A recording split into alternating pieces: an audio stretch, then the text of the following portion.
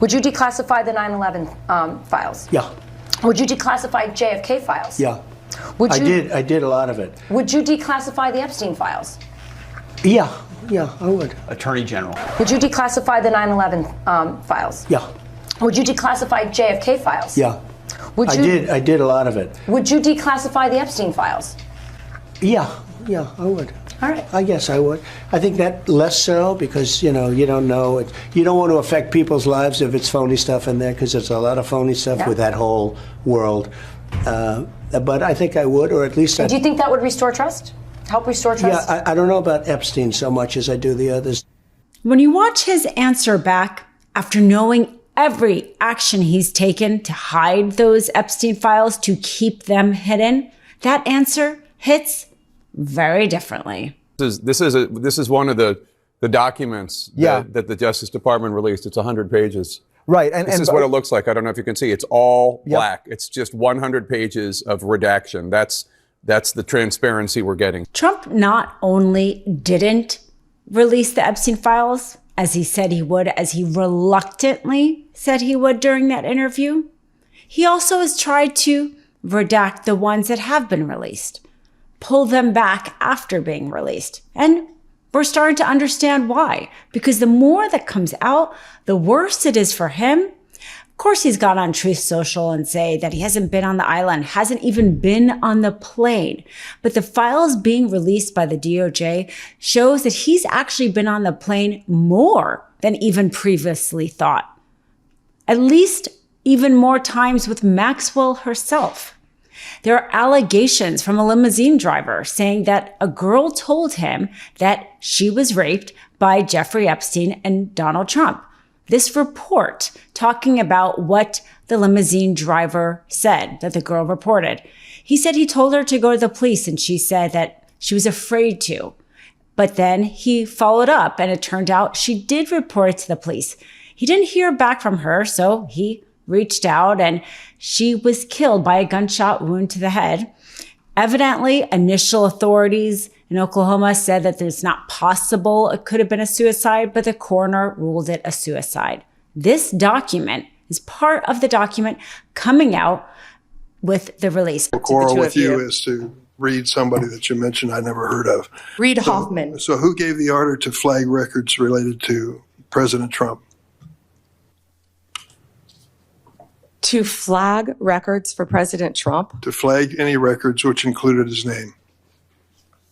I'm not going to discuss anything about that with you, Senator. Eventually, you're going to have to answer for your conduct in this. You won't do it today, but eventually you will. I yield, Mr. Chair. Of course, the DOJ is saying this is unsubstantiated statement. I mean, the fact of the matter that the DOJ is commenting just on this one particular document and not all the other photos of people in the documents, etc., is clearly because the president is arranging, managing this release, and he doesn't want to be implicated. The DOJ clearly not independent in this situation, and perhaps every situation under Trump, clearly not independent.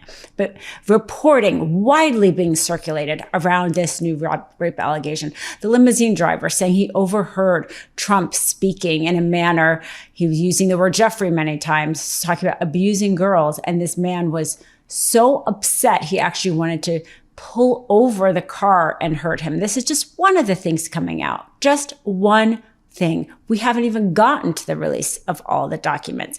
And then also hearing about him being documented to be on the plane more with Maxwell.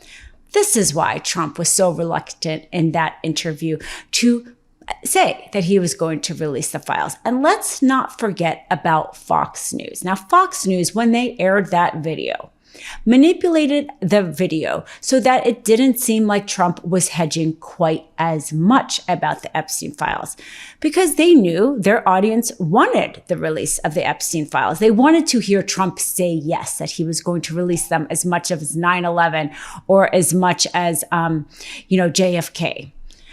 Both of those incidents, obviously important to you, but a long time ago. And the Fox audience, the MAGA audience, has been talking about the Epstein files release online for years.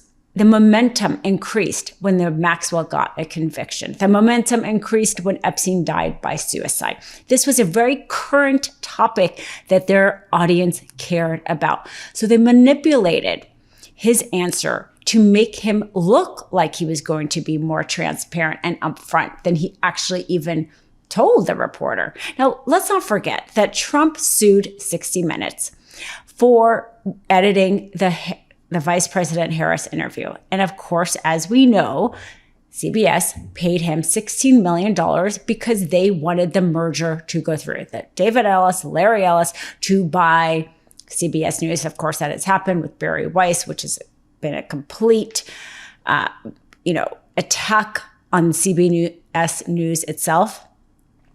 But basically, they paid for the same thing that Fox News did.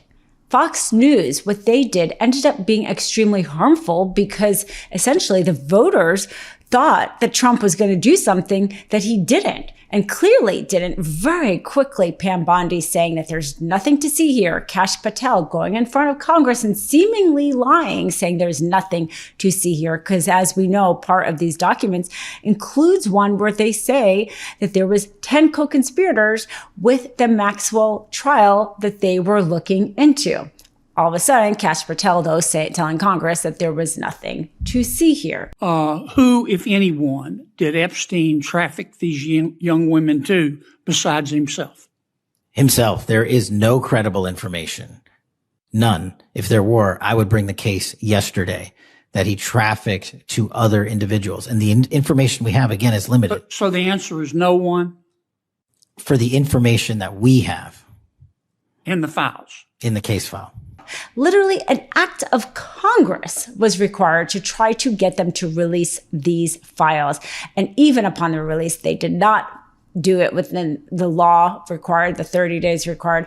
We see the redactions. We see them pulling things that Trump has. And maybe the voters would have at least had a chance to evaluate whether or not they thought Trump was going to actually release the files if Fox had not manipulated that video as they did. But instead, MAGA voters, Fox viewers, come along this ride with the rest of us, wanting transparency, not getting transparency. The Justice Department's document dump this afternoon does not comply with Thomas Massie and my Epstein Transparency Act.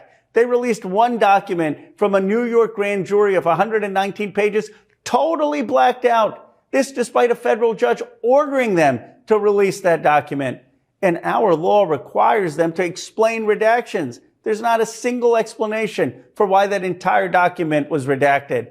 We have not seen the draft indictment that implicates other rich and powerful men who were on Epstein's rape island, who either watched the abuse of young girls or participated in the abuse of young girls and the sex trafficking. The reality is Pam Bondi has obfuscated for months. She first said there were no more documents to be seen. Now she's admitting and releasing hundreds of thousands of documents, but it is an incomplete release with too many redactions. Thomas Massie and I are exploring all options.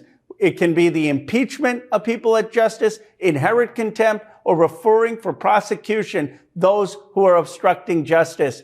We will work with the survivors to demand the full release of these files, to demand justice for the Epstein class and accountability.